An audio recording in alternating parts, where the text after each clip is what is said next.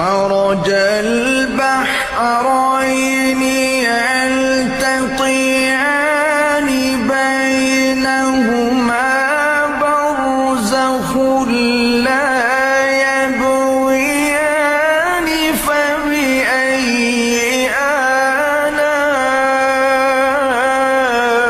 آلاء ربكما